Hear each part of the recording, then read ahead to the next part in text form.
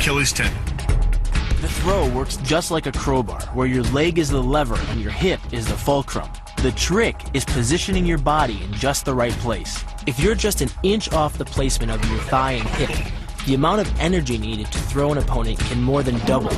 But performed correctly, Uchimata requires almost no energy, yet it can deliver up to 5,000 pounds of force.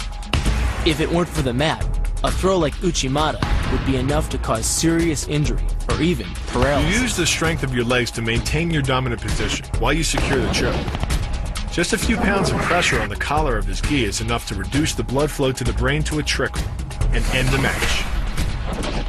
Hold this move for 10 seconds and the fighter will black out. Hold it just a bit longer and he's dead. By bending the elbow across the fulcrum of your hips, you're subjecting the weak joint to the leverage of two strong forces: the pull of your thighs on his shoulder and your hands on his wrists. As little as 1,000 pounds of force can be enough to destroy the elbow. The leverage of the armbar can supply much more than that. The sacrifice throw is a simple lesson in conservation of energy. The stronger the opponent attacks, the further he gets thrown. It works like a catapult, where your opponent's momentum supplies the counterweight. The faster he's going, the further he's going to fly. And the harder he's going to land. That land with the side, ball, or top of the foot. The gastrizin uses the heel to deliver the blow. This alignment of the heel, ankle, lower leg complex channels some 2,000 pounds of force into the opponent. More than enough to break a baseball bat. The higher you can lift your opponent in this move, the faster he'll hit the ground. It's not just your force working against him. His acceleration due to gravity can mean his head hits the ground with a 3,500-pound impact. On a hard surface like concrete, this is more than enough to cause a serious brain injury. First, the opponent's arm works as a lever to optimize your control. Second, your own back serves as a pivot point for the throw. The strength and stability of your back allows you to throw a much heavier opponent than in a move that requires you to lift him. This move uses your opponent's arm as a lever working against him. The greater the torque on his shoulder, the greater the pain inflicted. And exceeding the joint's normal range of motion causes more than just pain. The soft tissue, muscles, and the bone can all be seriously damaged by this pressure.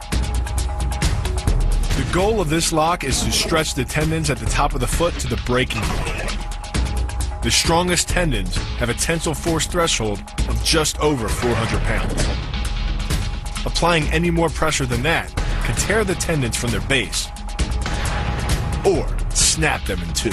Because you don't have time to cock your arm in a surprise attack, bursting's effectiveness doesn't come from the rotational power of the torso. Instead, it's driven by the legs, which hurl you forward into your opponent. Both the block and the strike land with 300 pounds of force, more than enough to collapse the windpipe or fracture the delicate bones of the face.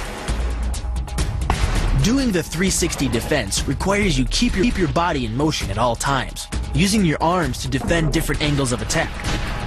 The key is keeping your arms at an oblique angle with your hands open and straight so that you don't take any blows straight on. Each is deflected down the angle of your forearm, which reduces its impact. Your opponent is relying on his grip strength and outstretched arms to maintain the choke. The strength of your back and shoulder muscles is greater than the applied force of your opponent's hold, so it doesn't take much to break his grip. And the closer your hands are to your own neck, the greater the leverage. The disarm is basically a judo wrist lock and uses many of the same principles. By pulling your attacker forward as you turn, he loses his balance, giving you control of his wrist. The barrel of the gun then becomes a lever, allowing you to take the gun.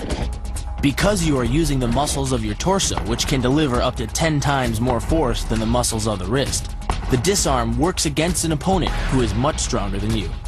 Actually an elbow strike from another martial art, Muay Thai. But because the metal doesn't deform on impact, like human bone, every ounce of power is channeled directly into your opponent's face.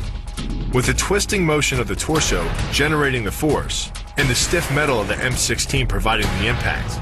It's enough to shatter a cheekbone or break a jaw. The combined momentum of your forward step, the twist of your torso, and the swing of the rifle, the butt stroke can strike your opponent at over 18 miles per hour, carrying well over 550 pounds of force. That's enough to drive a 16-penny nail through nearly 2 inches of pressure-treated wood. Add a follow-up slash and thrust with a bayonet, and the butt stroke becomes a real killer. But the real damage from the knee bar doesn't come from gravity. It comes from leverage. Once the knee is locked, your hips act like a fulcrum, and his leg acts like a lever, multiplying any force you apply. So even though the ligaments and tendons around the knee can sustain 1,700 newtons of force, the knee bar can load a lot more than that, enough to completely destroy the joint. Pushes his opponent at a location above the center of mass, while using his sweeping leg to create a tripping point, which is below his opponent's center of mass. Once the loss of stability has occurred, gravity does the work, and the damage. On the ground and on his back, your opponent is now vulnerable to any number of finishing strikes. Much like a nutcracker, your forearm and biceps apply pressure to your opponent's carotid arteries. Located on either side of the trachea, these two arteries are the only way to get blood to the brain. It can take less pressure than squeezing an orange to stop the flow of blood to the arteries. And with no blood flow, the brain shuts down almost instantly. Fight over. Control of your opponent's leg, you turn his hip into a pivot point. And there are two forces being imparted about the pivot point, one by the arm above and one by the sweep below. These forces act as a couple, resulting in your opponent's rotation that slams him right to the deck. And given the speed of rotation and the force of gravity, that impact could cause permanent injury.